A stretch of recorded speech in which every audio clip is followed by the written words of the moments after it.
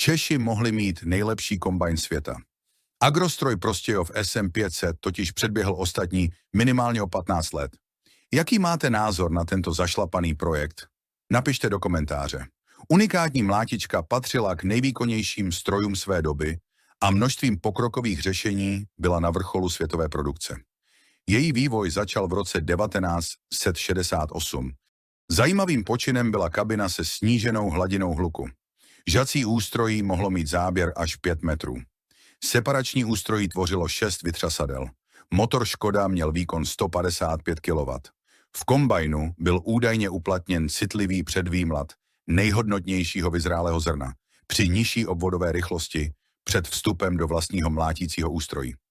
Zrno z předvýmlatu bylo sváděno do čistidla a tím se značně snížilo zatížení šestidílných vytřásadel.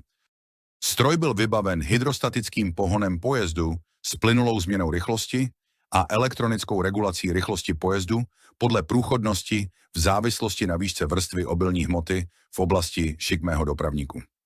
Sen konstruktérů o sériové výrobě načasového stroje ovšem nebyl vyslyšen. Nakonec se z kombajnu stal pouze zašlapaný projekt a byly vyrobeny pouze 3 kusy, z nichž je jeden k vidění v Národním zemědělském muzeu v Čáslavi. Kombajn získal velkou pozornost v NDR, kde posloužil k vývoji kombajnu Ford Schritt.